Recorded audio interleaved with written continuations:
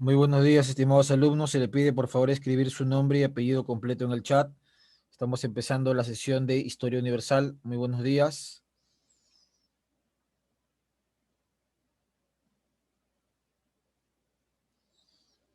Buenos días, estimados alumnos. Escribir su nombre y apellido completo en el chat, por favor.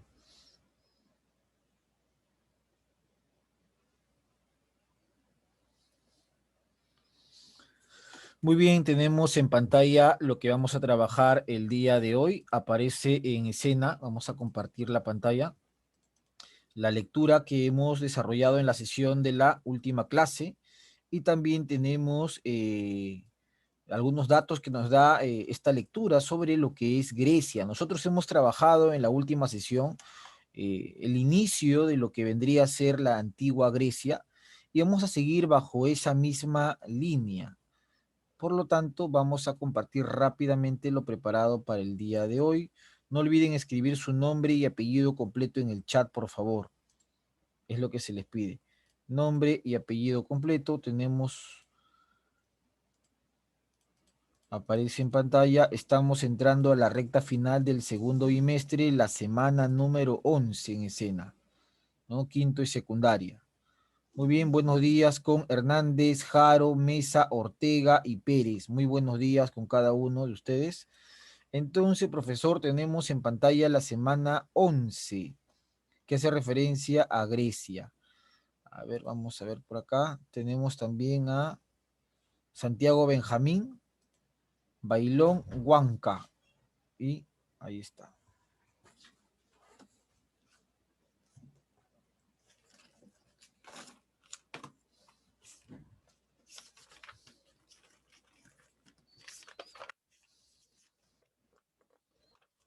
No olviden, por favor, escribir su nombre y apellido completo en el chat para la asistencia del día de hoy.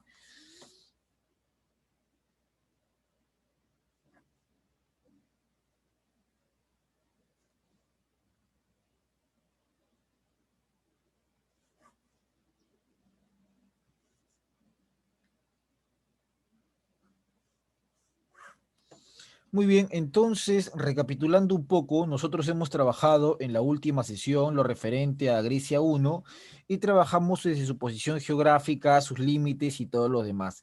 Vamos a partir de recordar un poquito lo visto en la sesión. Tenemos un poco nuestra línea de tiempo para refrescar la memoria. Recuerda que estamos hablando de una civilización de la época antigua, es decir, profesor, donde existía un sistema conocido como el esclavismo, ¿no? Donde lo más importante era aprovechar la mano de obra esclava. Ese era el tema fundamental. Entonces, nosotros vimos en la sesión pasada la civilización egea o llamada también la prehelénica, los primeros pobladores que habitaron esta isla de Creta o llamada también civilización minoica, en referencia al rey Minos, y tenemos el otro periodo contemporáneo que es la civilización micénica. Tanto los cretenses como los micénicos vendrían a ser los orígenes de lo que nosotros llamamos hoy día la Grecia antigua. Pero a partir de esas civilizaciones se desarrollaron una época conocida como la Edad Oscura o la época oscura, que es la invasión de unos pueblos que introducen el hierro a lo que conocemos como el mundo griego. Este pueblo vendrían a ser los famosos dorios, eolios y jonios. Estos pueblos se encargan de introducir el hierro. Y esta época del hierro es una característica, las guerras se hacen frecuentes. Al haber innumerables guerras, un poco la escritura, la arquitectura y todo lo que se había desarrollado con los cretenses y micénicos se va a estancar.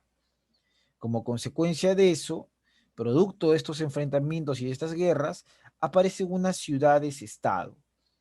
¿Por qué aparecen estas ciudades-estado? Para poder defenderse de la inseguridad que existía. Van a agruparse estas poblaciones bajo el liderato bajo la organización de un personaje conocido como Basileus, ¿no? Surgen entonces las primeras ciudades o polis en lo que se conoce como Grecia, ¿no? La época oscura. Recuerda que se llama oscura porque no hay un avance cultural, artístico.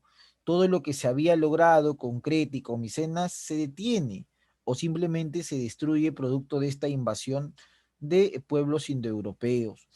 Pero como consecuencia de esto, producto de esta mezcla de tradiciones indoeuropeas y locales, habrá un proceso en el cual se logra desarrollar una importante actividad agrícola, generando como consecuencia un aumento de la población. Al haber un aumento de la población, la agricultura ya no es suficiente para poder satisfacer las necesidades de mayor cantidad de personas. Por lo tanto, se opta por el comercio. Y si tú eres una sociedad como la griega, que está ubicada cerca al mar Mediterráneo, vas a optar por el comercio marítimo. El comercio marítimo va a llevar a que estas ciudades empiecen a expandirse hacia otras regiones, como por ejemplo el continente asiático, como por ejemplo las costas de África, como por ejemplo la península ibérica. El comercio marítimo lleva a conocer otras tradiciones, lleva a conocer otra forma de conocimiento, lleva a tener ese contacto con otras culturas, pero además lleva a fundar nuevas ciudades. Las primeras ciudades-estado que aparecen se van a llamar metrópolis, ¿no?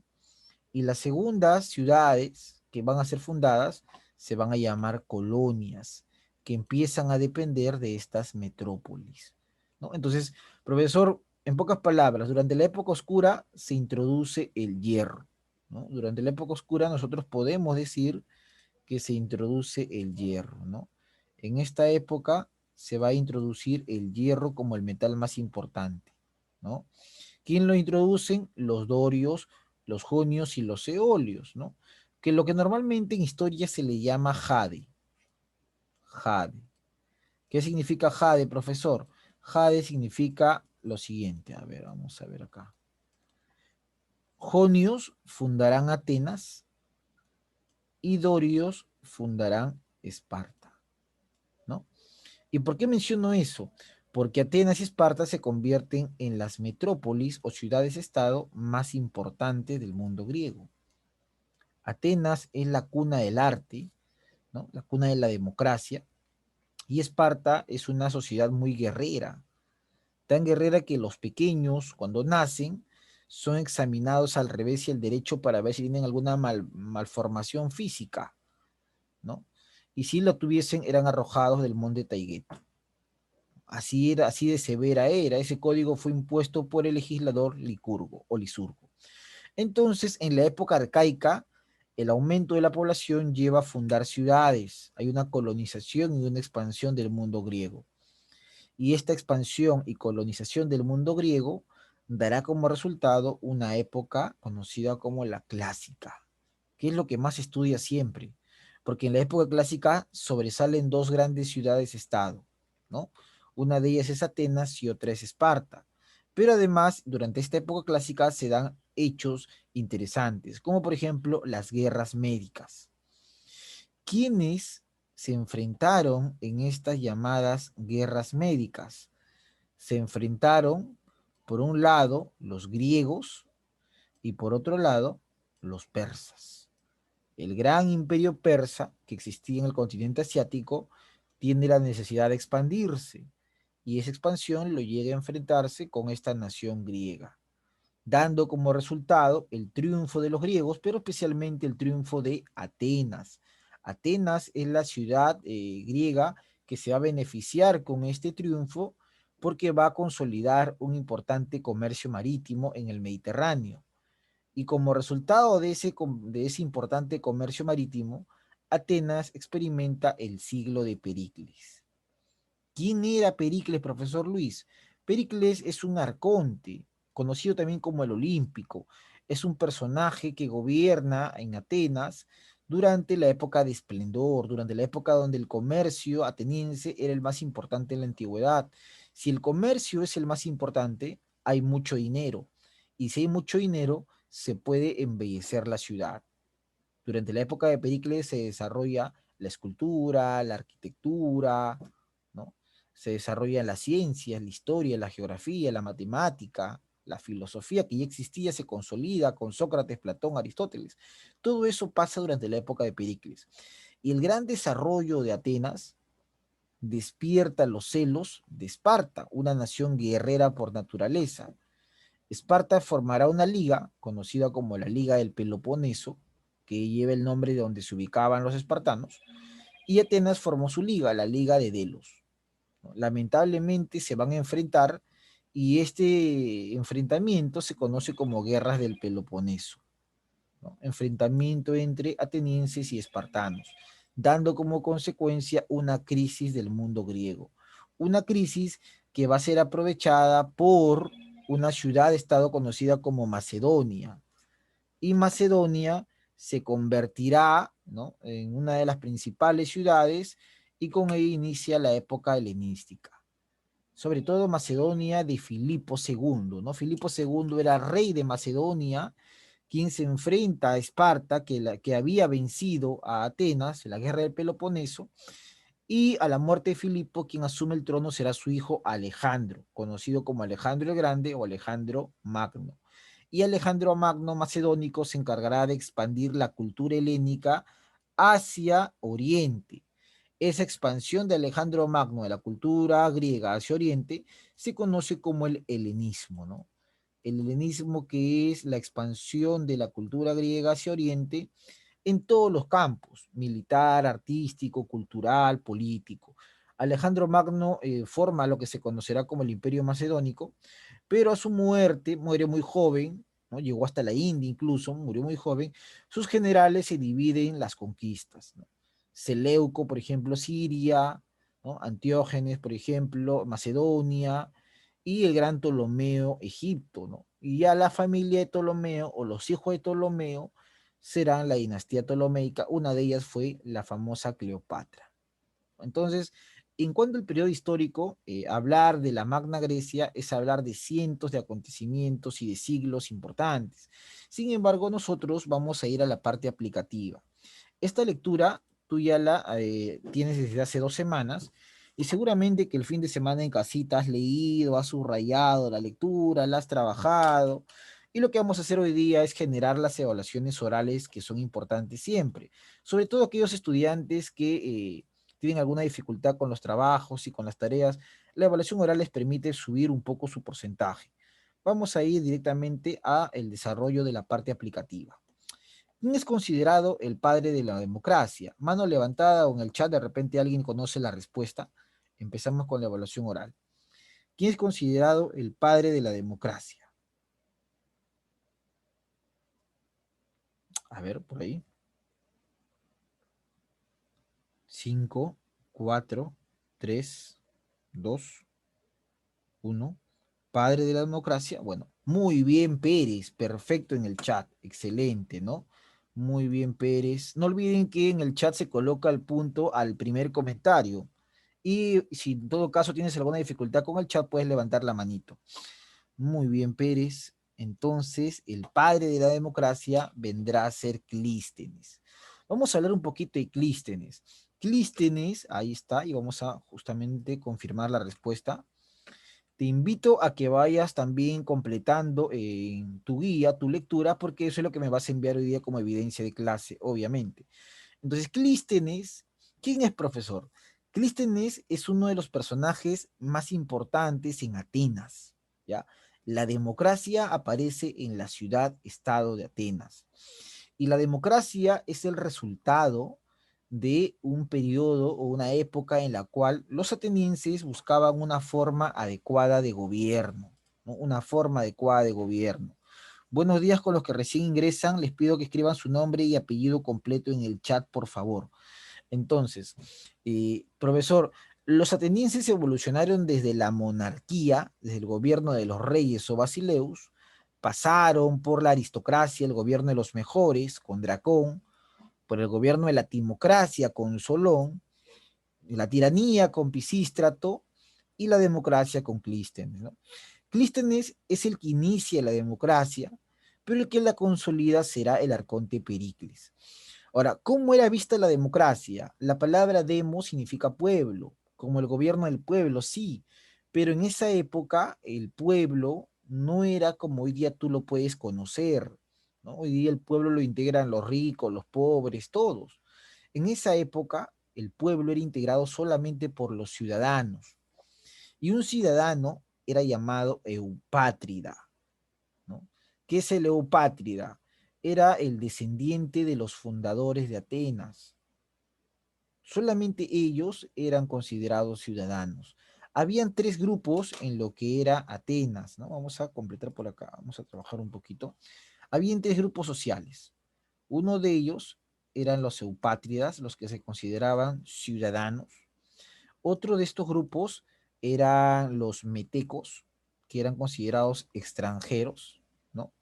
Y otro grupo eran los doulios, que eran considerados esclavos, ¿no? Entonces, era una sociedad esclavista, pero hablar de la democracia en Atenas era hablar solamente de un gobierno del pueblo, pero el pueblo, ¿quiénes los integraban? Los eupátridas. La palabra eupátrida significa el bien nacido, ¿ya? Eupátrida. No, y profesor, y no era como ahora que la mujer no participaba en la vida política ateniense, solamente el hombre, y el hombre que era un eupátrida. El meteco y el doulio no podían participar. El meteco porque era considerado un extranjero y el doulio porque era un esclavo. Entonces será Clístenes quien introduce esta idea de soberanía popular. En Atenas era muy tradicional las asambleas. Las asambleas de ciudadanos se le llamaba apeia, ¿no? Donde se reunían estos ciudadanos, la asamblea, apeia.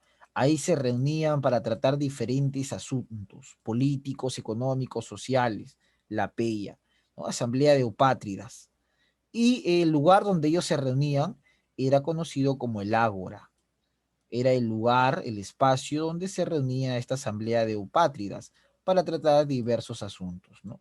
Un espacio público.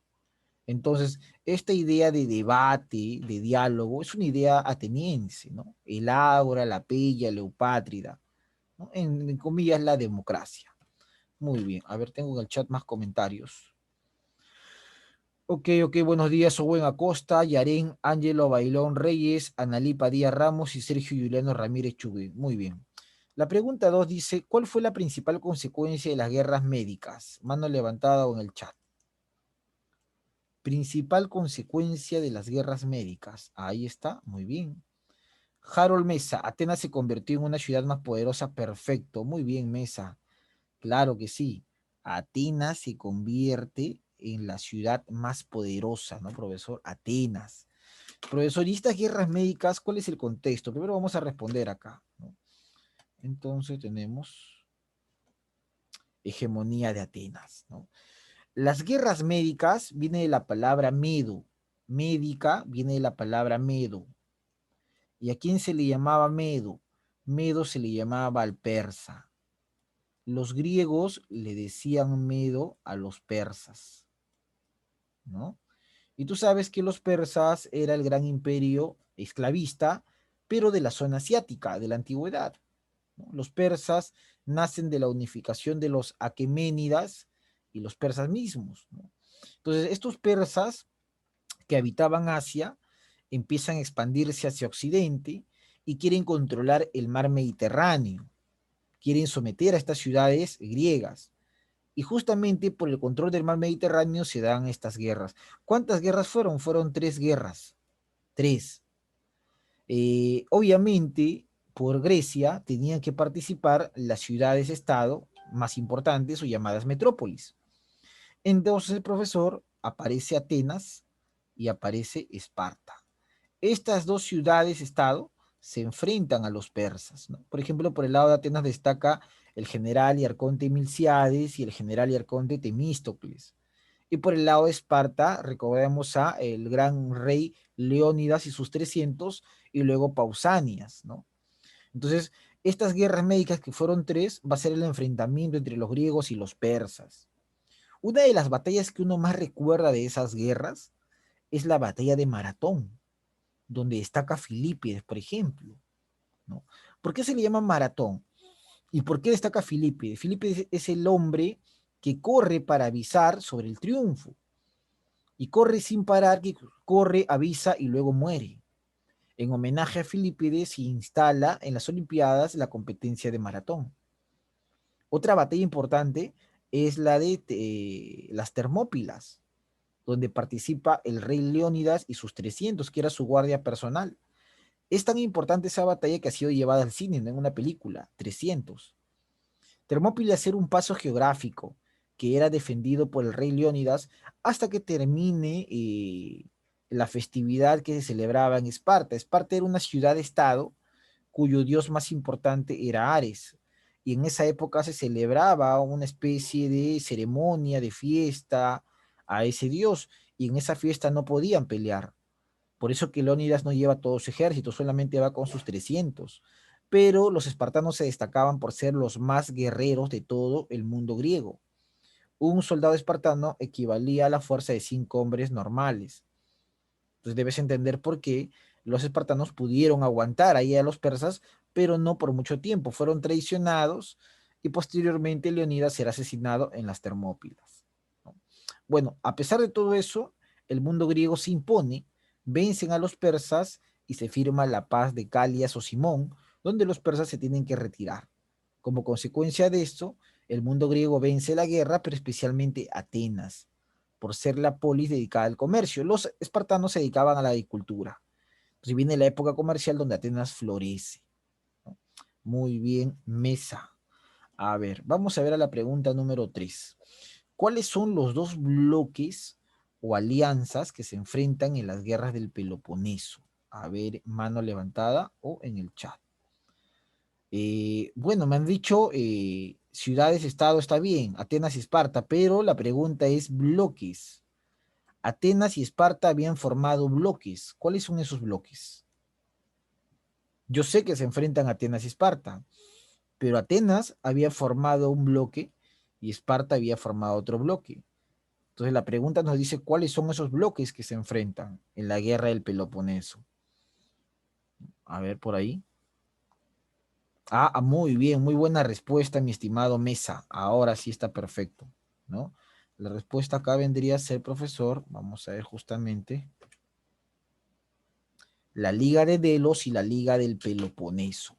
La Liga de Delos era la que va a formar Atenas y la Liga del Peloponeso es la que va a formar Esparta, ¿no?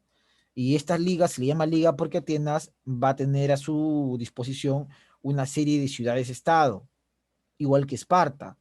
Y estas se enfrentan, ¿por qué? Porque los atenienses habían destacado mucho en el comercio marítimo y además en Atenas se había consolidado la democracia. Recuerda, quien inicia la democracia es Clístenes, pero quien la consolida es el famoso olímpico llamado Pericles, ¿no?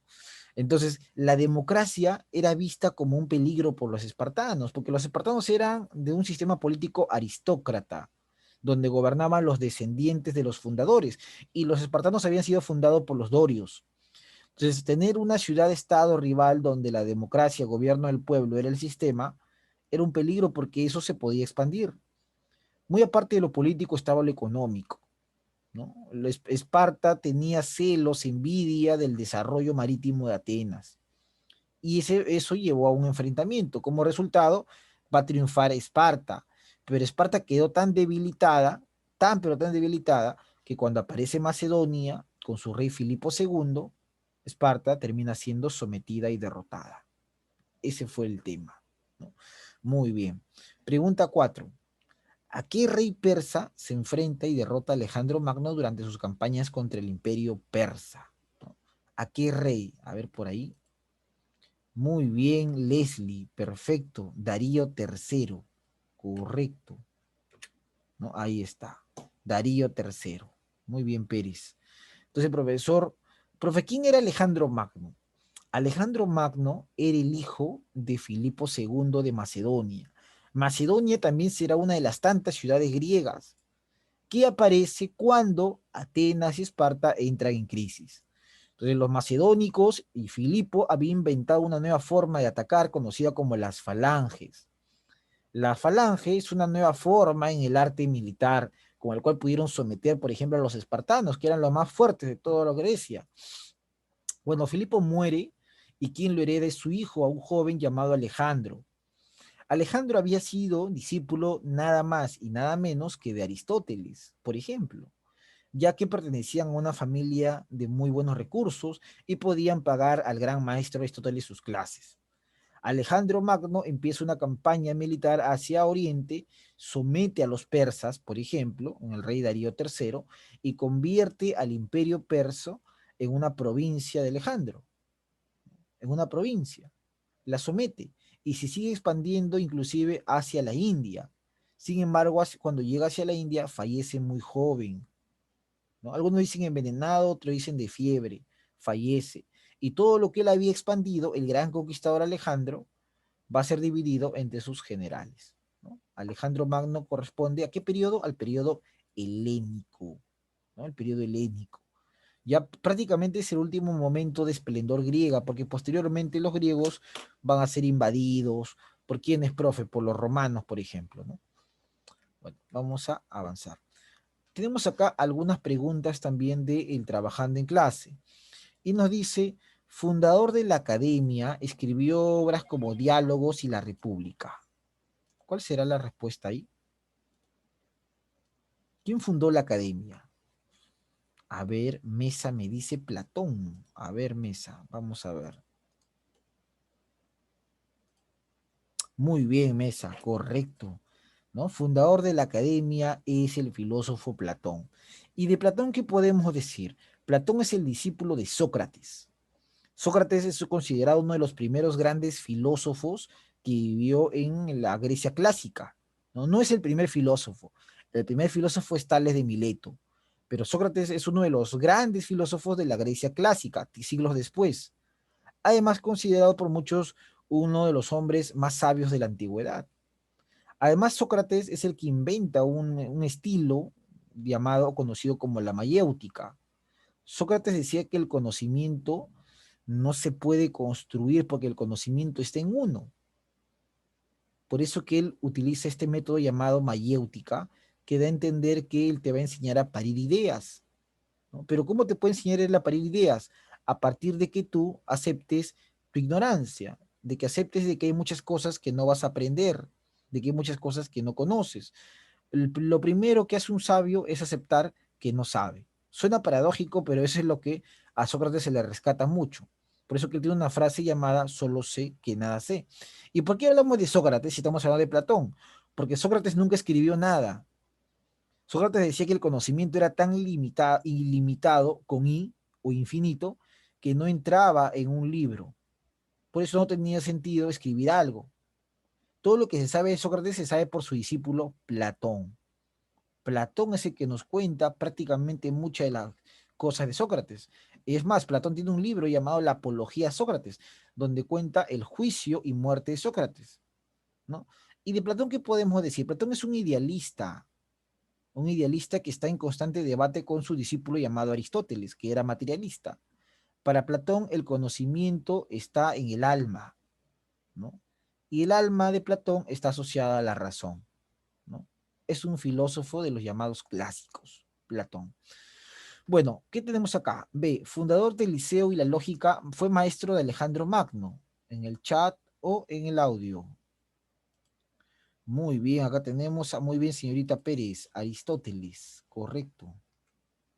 Así es, ¿no? Aristóteles fue el maestro de Alejandro Magno y fundador del Liceo, por ejemplo. El liceo es uno de las, bueno, es uno no, es una academia, ¿no? Es una academia fundada por el gran Aristóteles para contrapesar lo que su maestro había fundado. Su maestro Platón había fundado justamente, profesor, la academia, ¿no? La academia de Platón va a ser un poco contrapesada con el liceo de Aristóteles. Ahora, Aristóteles es un materialista. Él no cree en el alma, él no cree en la razón, él cree en lo material, en lo que él puede tocar. Bueno, tenemos la C. Llamado el Olímpico, estratega ateniense, da su nombre a un periodo de la historia de su ciudad. Muere a causa de la peste durante la guerra del Peloponeso. ¿A quién le decían el Olímpico? A ver acá. Muy bien, Mesa, Pericles. Correcto, Mesa, ¿no? Pericles Arconte y quien consolidó la democracia. En plenas guerras del Peloponeso entre Atenas y Esparta, Pericles muere porque los atenienses se encargaron de construir murallas para proteger la ciudad. Aparentemente hubo una peste que acabó con él. Bueno, luego dice, filósofo presocrático que creía que el elemento primitivo fundamental como causa primaria de todo lo existente fue. ¿Por qué se le llama presocrático? Porque estos filósofos que van a aparecer a continuación son antes de Sócrates, ¿no? Y antes de Sócrates había la filosofía, por supuesto, la filosofía aparece en Jonia, especialmente en una ciudad llamada Mileto, en Asia. Ahí aparece la filosofía. Todos somos filósofos de alguna u otra manera, porque el filosofar es criticar, es reflexionar. Estos primeros filósofos empezaron a buscar una respuesta al origen de todo. Ellos decían, ¿dónde está el origen de todo? A esa pregunta buscaban darle una respuesta. Por ejemplo, uno dijo, el origen de todo está en el agua. Otro dijo, el origen de todo no se puede definir, por eso está en lo indefinido. Otro dijo, el origen de todo está en el aire. Otro dijo, no, el origen de todo está en el fuego que es sagrado. Otro dijo, el origen de todo está en los números. Este origen de todo, que resulta hoy día algo banal, era una forma de debate en la antigüedad. Se preguntaban el origen de algo, una actitud filosófica. Por eso se llama presocrático o cosmológico también, ¿no? El periodo cosmológico. Bueno, ¿quién propone el agua como origen de todo? Muy bien, Pérez, correcto. El agua como origen de todo lo propone el gran Tales de Mileto. Muy bien, señorita Pérez. ¿Quién propone lo indefinido como origen de todo? Lo indefinido, ¿no? El origen no lo podemos definir, porque algo definido no puede originar algo indefinido, decían los filósofos. Tiene que ser algo indefinido. Anaximandro me dice Mesa. Muy bien, Mesa, correcto, Anaximandro. El aire como origen de todo. Hernández, Anaxímenes. No, es Anaxágoras, ¿no? Anaxágoras. El fuego, elemento sagrado. El fuego. Es un filósofo relativista el que propone eso, ¿ah? ¿Y qué es el relativo? Lo relativo es aquello que no es absoluto, pues. Juliano Ramírez, claro, muy bien Ramírez. Heráclito, correcto Ramírez. Heráclito. Los números, ahí está, un matemático, muy bien Ortega, Pitágoras. Correcto, ¿no? Pitágoras es de la escuela, obviamente, pitagórica, y él propone que el origen de todo está en los números. Bueno, los griegos también desarrollaron escultura y arquitectura. Y desarrollaron tres tipos de estilos. Fueron de lo más sencillo a lo más complejo. Por ejemplo, más sencilla, el capitel carece de decoración, más elaborada que el anterior. Bueno, vamos a ver el primero. ¿Cuál de todos los estilos era el más sencillo? Para eso tenemos acá lo siguiente, esta imagen, ¿no? Tenemos el estilo dórico que aparece en pantalla, ¿no? Es una columna en realidad, ¿no? Son columnas. El estilo jónico, ¿cuál es la diferencia? Que, por ejemplo, el capitel en el dórico es simplemente rectangular. Mira acá esta zona, la parte superior. La parte superior llamada capitel es rectangular, pero miren el jónico. Parecen las pelotas de un carnero, ¿no? Y mira acá en el corintio, son hojas de una planta llamada canto. Ahí está. Entonces van de lo fácil a lo complejo, ¿no? Dórico, jónico y corintio. Ahí está. Rectangular, carnero, hojas, ¿no? Ahí está. Y en literatura seguramente que tú eres un tigre. En género épico, la Ilíada y la Odisea, ¿a quiénes le pertenecen? Es fácil, ¿ah? Muy bien, Pérez. Claro que sí. La Ilíada y la Odisea le pertenecen a Homero, quien supuestamente nunca existió, ¿no? Es una tradición lo que menciono. Oda a Afrodita, un poeta antiguo, un poeta que sufría mucho, sufría tanto que preguntaba por el amor, ¿no? Era un último romántico, muy bien Jaro, el gran Safo, ¿no? Odas a Afrodita era su obra, un romántico, muy bien Jaro, ¿no? El último romántico. Y cuando hablamos de Prometeo encadenado, una tragedia, ¿nos referimos a quién? ¿Quién es el autor de Prometeo encadenado? ¿No? Este Prometeo titán que le había robado el fuego a los dioses. ¿Quién es? ¿Quién es este autor? ¿No? Aristófanes no es. Prometeo encadenado. Muy bien, Pérez. Esquilo, ¿no? Esquilo y Sófocles también es uno de los tragedias, de los trágicos de la época antigua.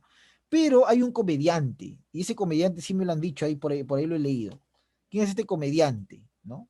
Le da otro aire a lo que vendría a ser la literatura griega. ¿Qué comediante es? Bueno, yo me lo he escrito Mesa, ¿no? Ese comediante es Aristófanes, ¿no? Muy bien, Mesa. Ahí está. Entonces esa parte ya está completada. Avanzamos y tenemos acá los dioses. Una característica de la mitología o de la religión griega, si se le puede llamar así, es el politeísmo. Tenían muchos dioses y sus dioses eran humanizados, es decir, tenían características, virtudes y defectos humanos. Por ejemplo, Zeus era un mujeriego, siempre se transformaba para poder enamorar a diferentes mujeres, ¿no? Un mujeriego empedernido, Zeus. Bueno, vamos a empezar por acá. Dios de la verdad y de la luz. ¿Qué letra irá acá? ¿Quién es el Dios de la verdad y de la luz? ¿No? Dios del sol también. ¿Quién es? A ver por ahí.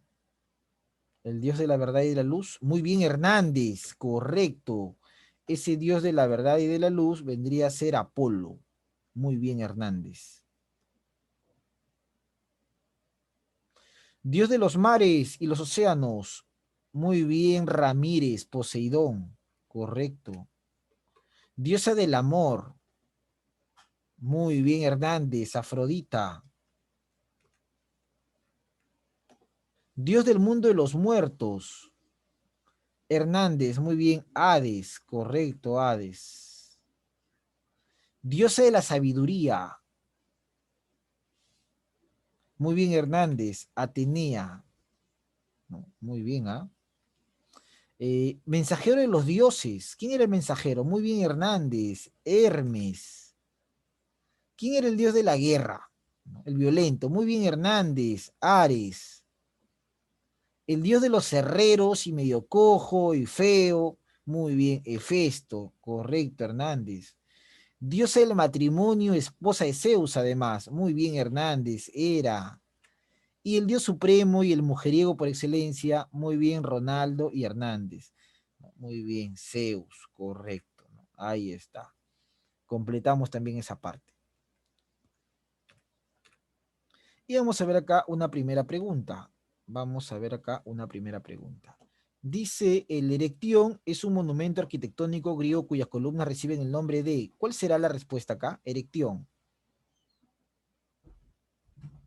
Bueno, en el Erectión tenemos que la respuesta es cariátides. ¿Y qué es una cariátide? Lo que aparece en pantalla.